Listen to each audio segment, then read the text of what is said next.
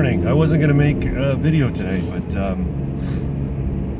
wanted to remind anybody who watched my Monday video that tonight I will be doing a live stream with Irving Twin. It'll be on his channel, but yeah, so check that out. In the last video, I put a link to Irving Twin's channel. I'll do the same in this video. It'll be interesting. Never done a live stream before, so we'll see about that. But I also want to talk about what's in the news. It's Trump's DACA deal, or immigration reform deal, or whatever you want to call it. So it was reported yesterday that the White House has come up with an official, I guess, framework or recipe for dealing with the whole DACA situation. And as I understand it, DACA was an executive order was signed in, I want to say 2015 by Barack Obama, whereby people who were brought to the United States at a young age by their parents could gain a path to citizenship, or would be deferred from being deported if they were ever, they're ever apprehended by ICE agents. They could maintain, they could be, keep their residence or stay in the United States. That's my basic understanding of it. But anyway, it was set to expire. I guess when Trump took office, it was set to expire, and he sort of kicked the ball down the field and said, okay, you know what, you guys have until February to sort this out. And if you don't sort it out by such and such a day, I think it was February 8th, then, I'm going to make a decision on it, kind of thing. So in that sense, it was good. I mean, he could have just killed it, said, that's it, y'all got to go back.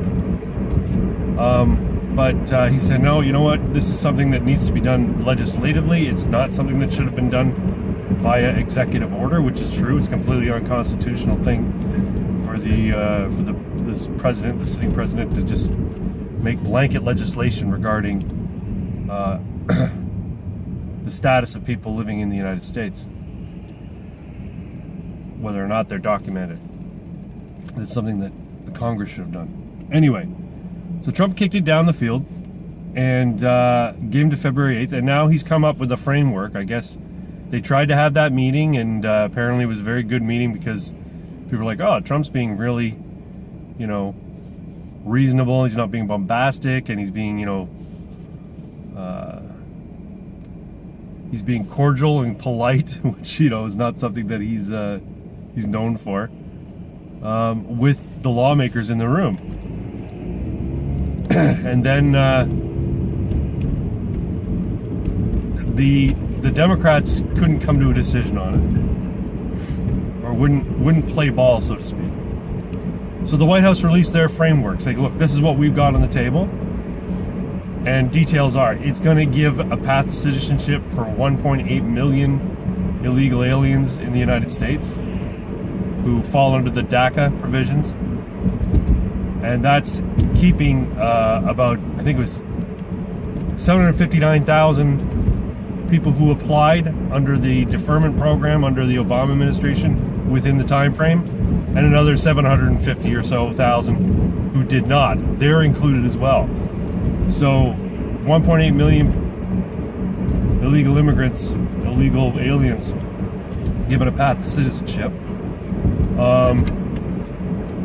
which I think is overly generous, and I think the ramifications of that could lead to, a Democrat winning the White House in 2020, maybe. I wish it had been tied to a national voter ID law or national voter ID program where everybody who's a legal citizen and has a legal right to vote has to get a piece of voter ID in order to vote in every state. And of course, illegal immigrants will be barred from attaining that. Now, some of the statistics that have come out regarding these DACA recipients are kind of startling. Most of them are above the age of 21, so they're not kids anymore. Most of them, I believe, aren't in college. A large proportion of them are high school dropouts, and a large proportion of them are receiving government benefits. So these folks that, the left and the Democrats will often say these people are, valuable members of society, they contribute, blah, blah, blah, blah, blah. They're full of shit. They're lumping in immigrant numbers, actual, legal immigrants, people who came to the country and, went through the process and received a green card through legal process.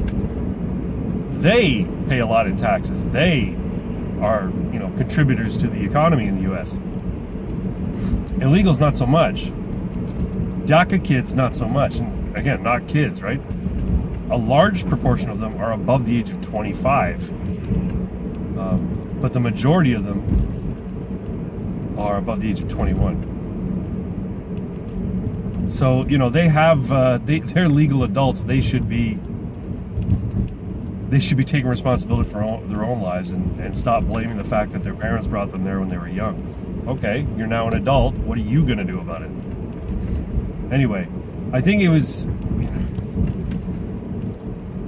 might affect Trump's base. I don't think the people who voted for him and are like strong supporters of him are going to vote Dem in the coming election in 2020. But he may lose their support. They may not vote for him because of that. But I don't know. Now here's my intuition, and it may already be coming to bear out. If this deal gets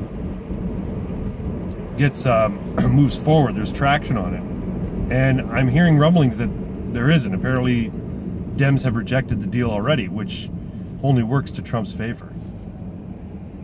Because he's a master of spin and he's a master of branding. So, he'll come out and say, well, hey, I offered amnesty, or I offered a path to citizenship for 1.8 million illegals. 1.8 million DACA kids. Dreamers, whatever you want to call them. And the Dems turned it down. They are not your friend. Now, if it had gone forward, then he could have, again, spun it and said, look, President Trump gave a path to citizenship to 1.8 million illegals when the Dems couldn't do anything. The Dems who said that they want to fight for, the DACA kids, the dreamers, wouldn't come to the table, but I was the one who made it happen, kind of thing. So, I mean, people are saying this is a lose for him. It may not be, because the whole the whole framework, the whole plan that Trump came up with is predicated on getting funding for the wall. That $25 billion that's needed to upgrade the current thing they got down at the border, which is like a glorified fence. It needs to be turned into the wall, right? Anyway, now I think that's why the Dems probably rejected it, because they realize that if they go forward with it, their base is going to say, how could you support the wall, this ugly, evil thing that Trump has been talking about since the campaign? And the problem is Dems don't know how to have a frank and honest discussion about the need for a wall on the southern border, because they have been basically lying to their base, lying to their supporters, and been running on a campaign of obstruction for the last year. So they've kind of painted themselves into a corner. In that sense, I think this is ultimately going to be a win for Trump.